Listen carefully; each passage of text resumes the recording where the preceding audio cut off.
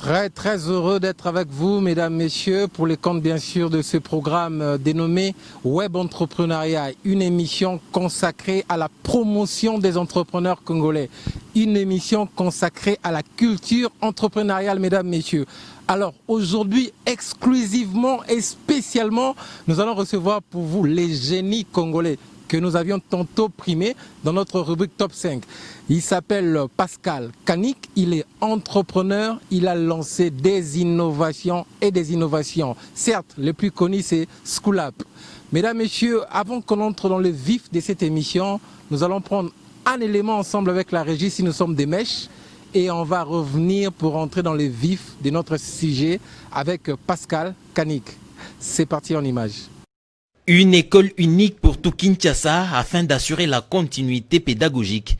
C'est le recours aux nouvelles technologies qui offre cette possibilité de contourner la difficulté qu'impose le coronavirus en divagation. Le gouverneur de Kinshasa a trouvé cette parade pour permettre à la poursuite des enseignements dans sa juridiction. La société School-Up, qui met au point ses enseignements en ligne, a commencé la formation des inspecteurs de l'enseignement primaire, secondaire et technique sur comment procède-t-on justement pour mettre les cours en ligne.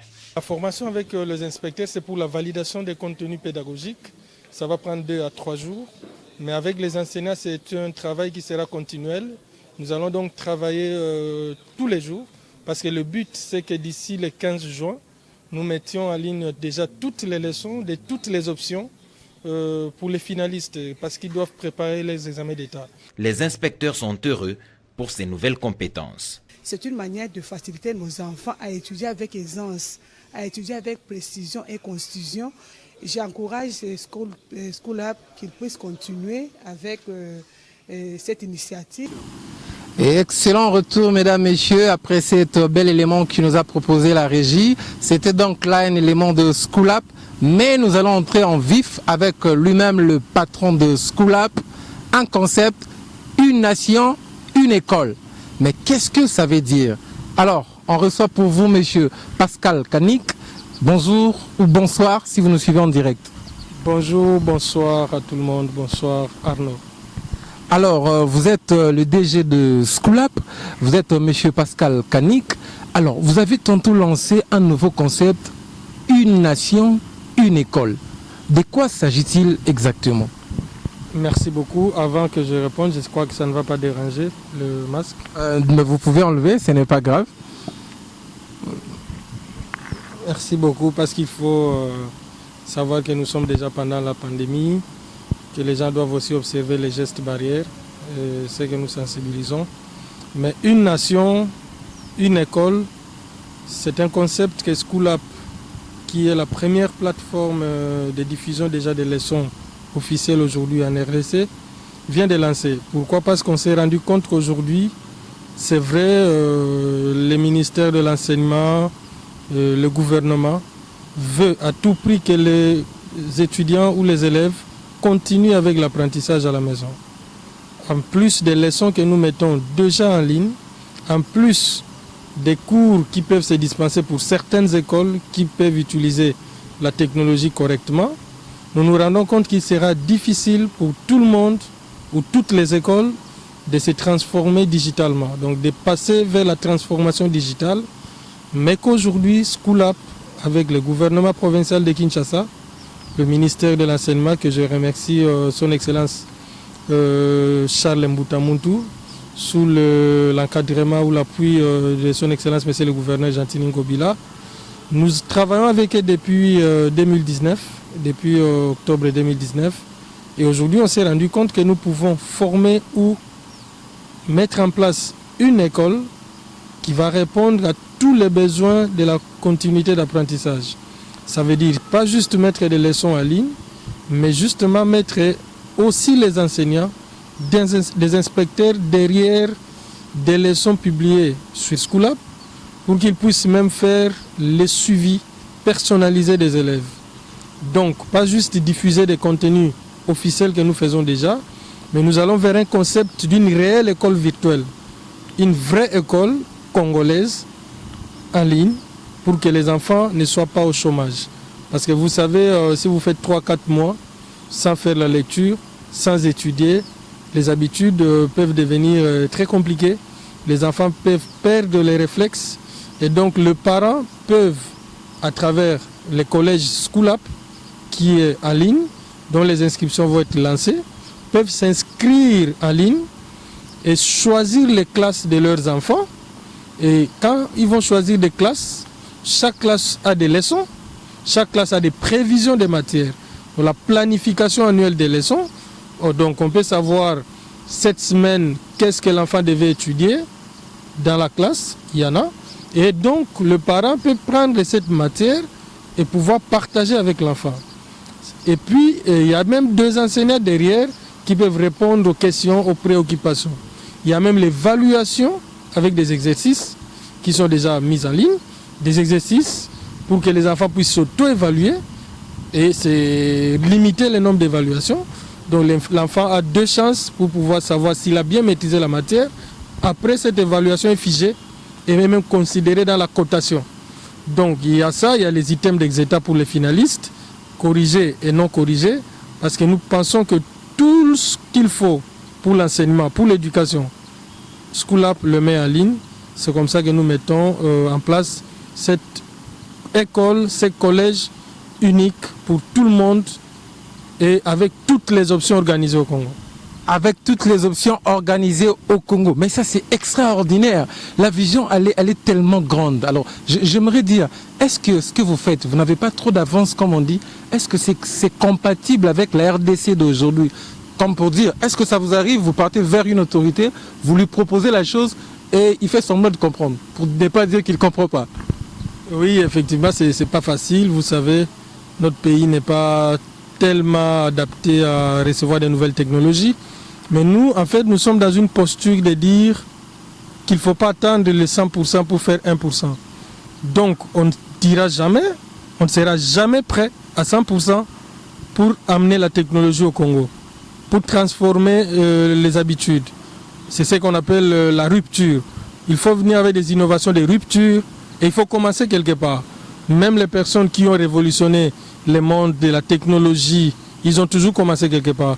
Facebook a commencé dans une université et puis ça a conquéri l'Amérique et puis c'est allé partout au monde. Donc School App peut commencer avec 10 personnes qui s'inscrivent, 1000 personnes demain, dans 5 ans ça sera 1 million de personnes, dans 20 ans ça sera 10 millions d'élèves en ligne. Donc nous croyons qu'il faut commencer quelque part et petit à petit les gens vont adhérer et c'est comme ça qu'on dit la rupture va se faire.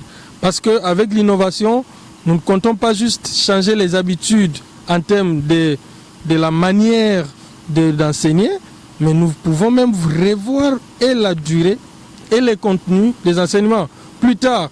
Mais tout ça, ça doit suivre un processus. C'est pourquoi nous parlons d'une vision finale.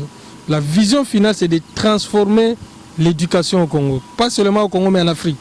Parce que nous sommes déjà allés en train d'aller dans d'autres pays africains, dont nous sommes confiants aujourd'hui que le Congo peut ne pas être prêt à 100%, mais 20% peut déjà être prêt, et puis après, ça va suivre.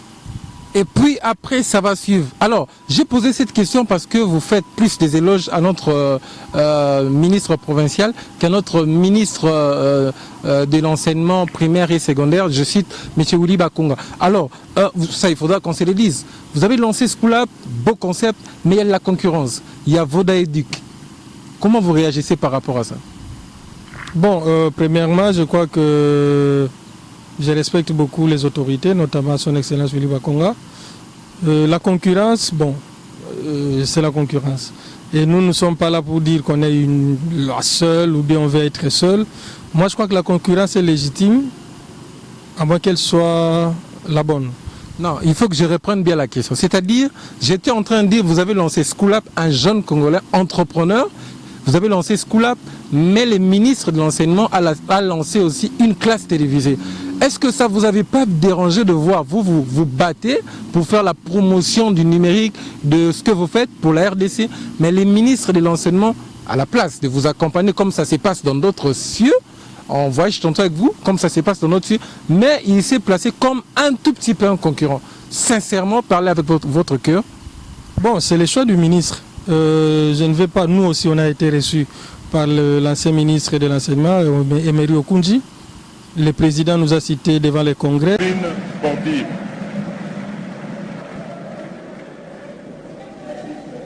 Il y a également le jeune Pascal Kanik, qui a défendu les couleurs de la République démocratique du Congo en remportant, grâce à son application School App, le prix Seed Stars dans la catégorie EdTech du concours mondial des startups œuvrant dans le digital.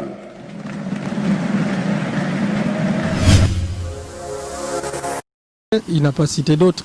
Donc on ne peut pas dire parce qu'il faut que ça soit que School App, non. Donc le ministre est libre de choisir qui il veut. Et aujourd'hui nous travaillons avec les provinces, par exemple de Kinshasa déjà, Haut-Touélé, les gouverneurs, des ministres provinciaux qui ont adopté School App. Il y a aussi au niveau national, nous travaillons toujours avec le ministère. Nous sommes avec le secrétariat général. Nous avons des procès-verbaux validés au niveau de tous les experts techniques de l'enseignement primaire et secondaire. Donc, je ne peux pas dire que le ministre n'a pas le droit de choisir ce qu'il veut faire, quoi. School App, c'est une innovation. C'est vrai local, c'est vrai c'est de l'entrepreneuriat local, mais il ne faut pas que nous puissions exiger à nos gouvernants ce que nous voulons. Donc, il faut laisser le choix aux gouvernants. Et comme je l'ai dit, le président de la République nous a reçus. Après nous avoir reçus en avril, il nous a cités au Parlement devant le Congrès comme étant une innovation qui a honoré le pays, même à l'étranger. Nous avons eu plusieurs reconnaissances. Nous avons le conseil spécial en charge du numérique du chef de l'État qui nous soutient aussi. Nous avons même le gouvernement nous soutient. Donc si le ministre de l'Éducation a lancé une classe télévisée, à la télévision aussi, il a annoncé aussi une plateforme. Et ça ne veut pas dire que c'est l'unique plateforme. Mais aujourd'hui, j'insiste, les leçons congolaises ne se trouvent que sur School App. Il n'y a pas une autre plateforme aujourd'hui qui diffuse les contenus pédagogiques de l'enseignement officiel. Il n'y en a pas. Donc, en termes, c'est pourquoi je dis... Qu'est-ce qui vous fait dire ça? Vous avez fait visiter d'autres plateformes? Non, mais je sais, on visite sur d'autres plateformes. Il n'y a pas une plateforme qui met en ligne des leçons. Allez-y vérifier des leçons enseignées en classe au Congo. Il n'y a que School App. Et je l'ai dit à la télévision. Donc il ne faut pas qu'il y ait de confusion. Il y a d'autres initiatives comme Vodaedu qui met des vidéos généralistes. C'est bien pour l'éducation, c'est ce que le ministre a annoncé. Mais comme je l'ai dit, le ministre a annoncé Vodaedu. Mais avant, il y a aussi le président qui a parlé de School App au Congrès. Donc je ne peux pas vouloir tout avoir avec School App. Mais je ne peux pas non plus imposer à une autorité de tutelle de dire ce qu'il doit dire. Mais à part Vodaedu, il y a d'autres initiatives dans l'éducation, comme ETELO, qui est aussi une entreprise d'un jeune Congolais qui fait du digital dans l'éducation. Donc il y a plein d'initiatives, il y en a même que je ne connais pas, mais qui existent. Mais aujourd'hui, je ne peux pas me mettre dans une position de dire que je dois être seul, où le gouvernement est obligé de soutenir School App. Non, nous ne nous inscrivons pas dans cette logique-là. Nous disons, nous allons avancer avec l'innovation. Aujourd'hui, on a fait preuve dans d'autres pays. On a remporté des prix en France, l'innovation pédagogique. En Suisse, on a remporté les prix EdTech avec Seed Stars.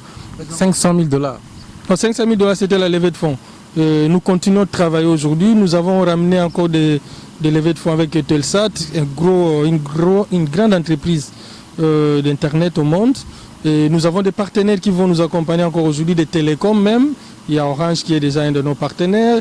Il y a RTL aussi qui va venir bientôt. Nous allons lancer des partenariats. Donc je crois qu'en fait, nous sommes dans une logique où la concurrence doit exister. Moi, je viens d'une école où il y avait la concurrence, chez Vodacom. Donc je connais c'est quoi la concurrence et nous n'avons pas peur de la concurrence. Par contre, nous voulons qu'en fait la concurrence soit légitime. La concurrence soit légitime, mais une chose, School App existe déjà, il y a l'enseignement en ligne, mais pourquoi encore collège School App? Comme je l'ai dit, School App à ce jour, tel que connu, c'est en fait une plateforme de diffusion des contenus, de l'enseignement officiel. Alors, M. Pascal Kanik, vous parlez tantôt du collège School App, toute une grande école pour la première fois, même si donc, vous avez été prévisible, c'est-à-dire, même si on passe des moments de confinement comme ça, nos enfants vont continuer à étudier.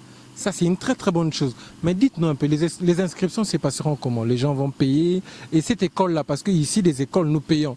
Un élève qui étudie au collège Boboto et celui qui étudie à l'institut, etc., il ne paye pas le même frais.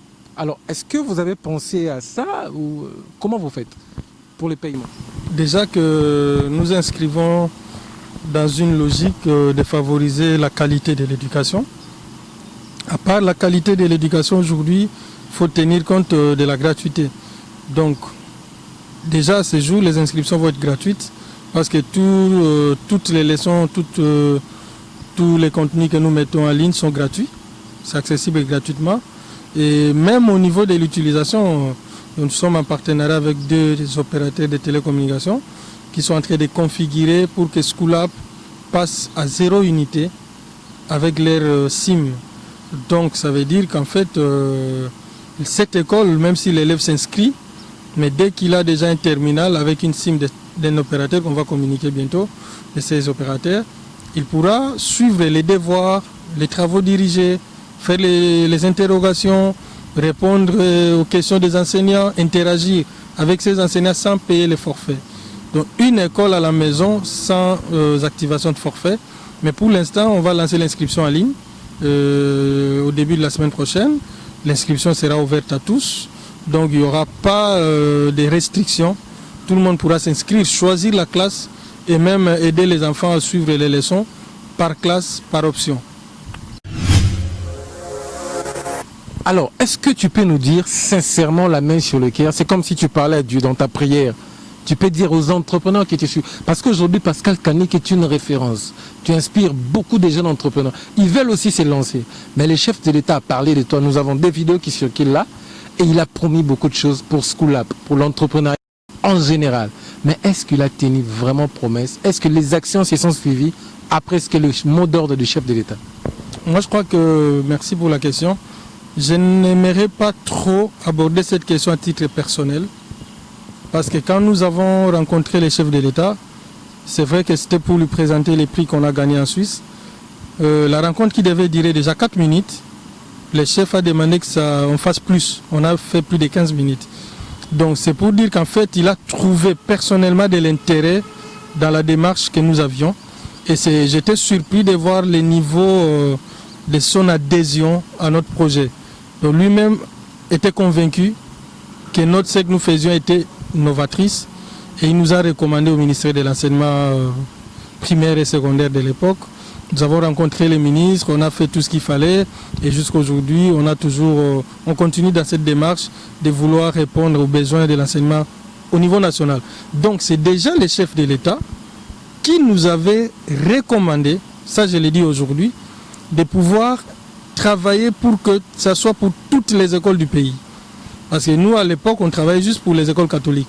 Le chef a dit non. Cette innovation doit aider toutes les écoles du Congo. Changez votre façon de faire. Mettez-moi les leçons des cours d'histoire. Mettez-moi les leçons de développement durable. Mettez ça pour tous les élèves du pays. Parce que ce que vous faites est tellement novatrice que moi, je vais vous appuyer jusqu'au bout. Ça, c'était sa parole. En plus, il a fait sa parole parce qu'on s'est vu. Il nous a reçus au mois d'avril. Mais c'est au mois de décembre qu'il a parlé de nous. Donc des mois plus tard. Seulement parler. Oui, il nous a mentionné. Ce n'est pas seulement parler. Ça, c'est une reconnaissance. Je dirais même, c'est une sorte de couronnement. C'est pas juste parler. Un discours à la nation où les chefs vous reconnaissent. Non, la question, c'était pas ça. Qu'est-ce qui s'est suivi après ça? Oui, après ça, c'est ce que je suis en train d'y aller. Donc, il a déjà couronné Schoolab comme étant un champion 2019, un des champions 2019. Ça, c'était déjà une réponse claire pour dire qu'il soutient l'initiative, qu'il est là pour appuyer l'entrepreneuriat. Il a couronné Schoolab au Congrès. Donc, ça, c'est la première chose qui a suivi notre rencontre.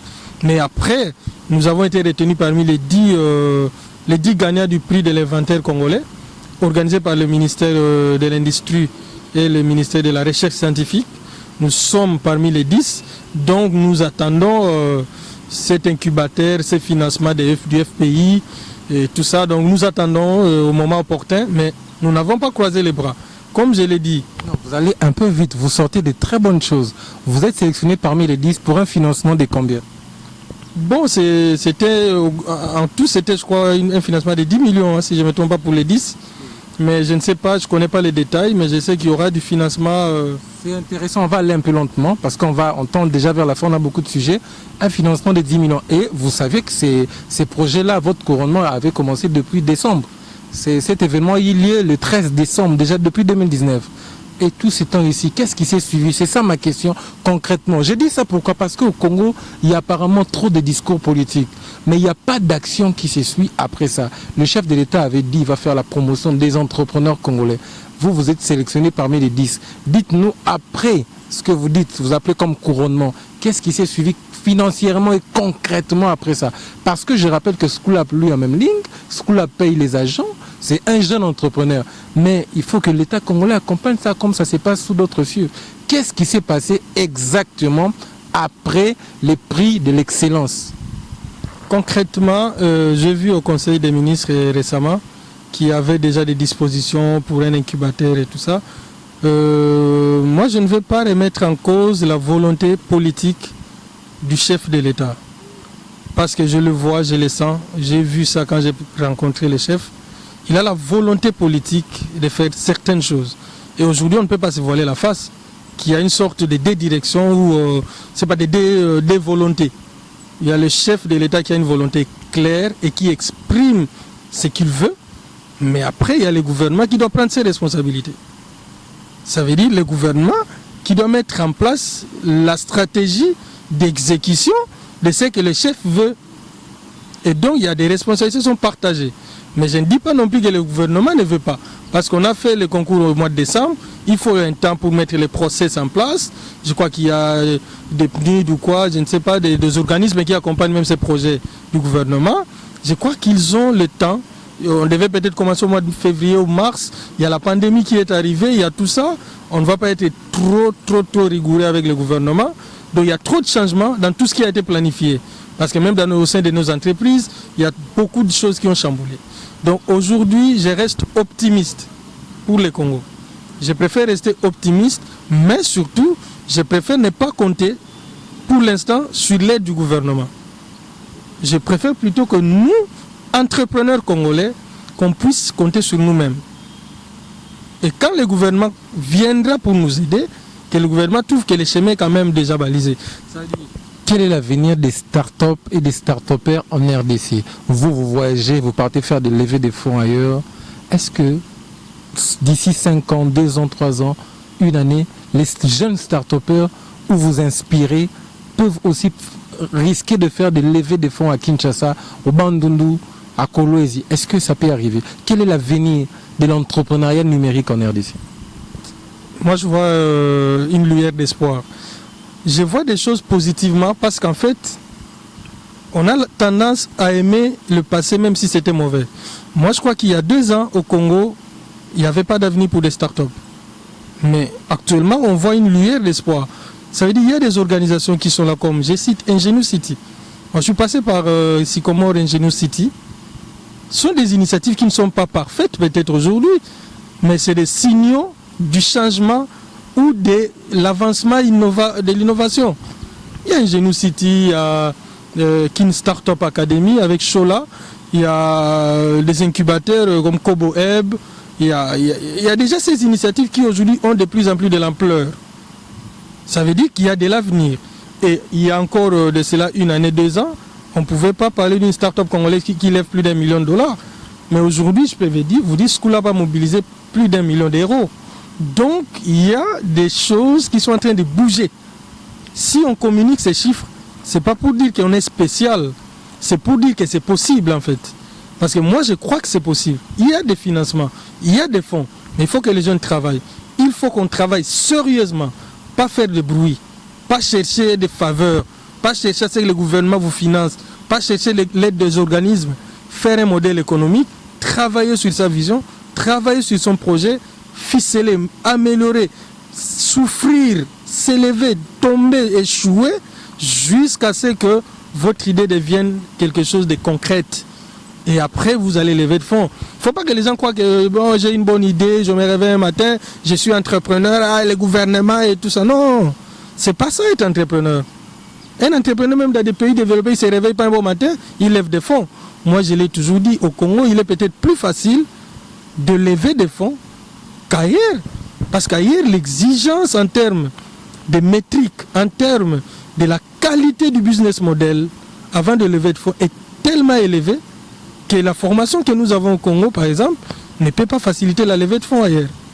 Donc, pour arriver à lever des fonds, il faut un business model, un modèle économique, un projet bien élaboré, bien étudié, bien encadré et qui parvient à lever de fonds. Mais au Congo, parfois, on peut te donner facilement 10 000, 20 000 dollars comme ça. C'est pas comme ça ailleurs, quoi. En parlant de la levée des fonds, mais avec l'expérience que vous avez pour la levée des fonds et tout ce que vous faites, est-ce que vous n'avez pas pensé former aussi des jeunes, mettre votre propre incubateur en place, mettre une idée où vous pouvez encadrer des jeunes, former aussi des jeunes qui les apprennent comment lever des fonds, comme vous le dites qu'ici c'est aussi facile. Est-ce que vous n'avez pas pensé à quelque chose comme ça, un projet que vous pouvez lancer aussi pour que les jeunes Quinois ou les jeunes Congolais en bénéficient? Je crois que c'est une belle question. Moi, j'aime toujours, j'aime pas trop parler de GG, mais je crois qu'en fait, je préfère laisser chacun faire son métier. Comme je le disais tantôt dans une conférence en ligne, c'est que le métier, par exemple, d'aller faire des plaidoyers et tout ça, c'est pas mon métier. Moi, je suis entrepreneur, je gère des projets, je crée des entreprises, j'ai beaucoup de projets en marche et tout ça. Je fais mon travail. Le métier d'incubateur, il y a Ingenious City, il y a Kobo Hub, il y a Skin Startup Academy, qu'ils le fassent. Mais par contre, moi, ce que je suis en train de préparer, c'est en fait une sorte de communauté, Startup Community. Ce n'est pas un incubateur, mais c'est une communauté qui va aider les startups à travers mon humble témoignage, mon petit parcours raconté et mes expériences sur comment j'ai pu convaincre tel ou tel autre investisseur, sur comment j'ai convaincu par exemple mes sponsors comme la Robank, Flash, Connect Africa, Eutelsat, comment je suis arrivé à voir ces géants avec moi. Concrètement, je ne suis pas là pour incuber quelqu'un pendant 6 mois. Mais quand les gens viendront dans des partages, un peu comme ça se fait à l'église, les témoignages et puis les partages d'expériences, nous allons faire une communauté mais des startups. C'est un peu ce que nous sommes en train de mettre en place. Je vais travailler certainement avec Ingenious City. Déjà, ce sera une façon pour moi de rendre aussi à la maison. C'est vrai que Ingenious City, Levé Félix Amouna, François Ngueni, Alexis, qui nous ont soutenus au début, avec leurs moyens limités bien sûr, mais c'est un soutien qui nous a boosté à un certain moment. Donc en guise de reconnaissance, nous allons travailler avec eux pour que cette communauté puisse bénéficier d'un retour d'expérience sur notre petit parcours. Ce n'est pas encore grand, mais déjà ce que nous avons déjà accompli au Congo, nous pouvons déjà dire aux autres aussi comment on l'a fait, et comme ça, ça peut aider tout le monde à pouvoir quand même faire les premiers pas. Alors, nous sommes arrivés à la fin, M. Pascal Kanick. On a une rubrique, les autres questions. Êtes-vous prêt à jouer à ces jeux? On peut essayer. Dites-nous un tout petit peu, vous êtes entrepreneur. Quelle est la meilleure banque qui finance facilement les start-upers en RDC? Vous répondez juste, vous ne vous expliquez pas. La Robank. Nous, on a reçu un sponsoring de 50 000 $ de la Robank. Je crois qu'au-delà même des banques, il n'y a pas une société au Congo qui peut donner 50 000 $ à une entreprise jeune, à une start-up, si on peut dire ça comme ça, gratuitement, sans demander des remboursements ou quoi, pour produire juste, pour booster sa croissance. Qui est le meilleur gouverneur de la RDC selon vous? Justement, qui accompagne facilement les propositions des entrepreneurs. Parce que c'est une émission des entrepreneurs, on parle qu'entrepreneuriat. Qui est le meilleur gouverneur? L'actuel, j'ai dit bien. Juste le nom et on passe. Non, tu m'amènes sur un terrain glissant. Non, le meilleur dirigeant de la RDC. Juste le nom. De Kasavubu Félix Tshisekedi. Juste le nom, on passe. Je n'ai pas vécu à l'époque de Kasavubu, de ces heures difficiles, mais je crois que c'est juste le nom au travers de son QDT. Juste un seul nom et on passe. C'est la troisième, il reste 2 questions. Un seul nom, on passe. Je passe. La meilleure équipe du monde selon M. Pascal Kanik? La meilleure équipe congolaise ou du monde, c'est le Real de Madrid. Vodaïdik et Skoulab, qu'est-ce qui est meilleur? C'est Skoulab.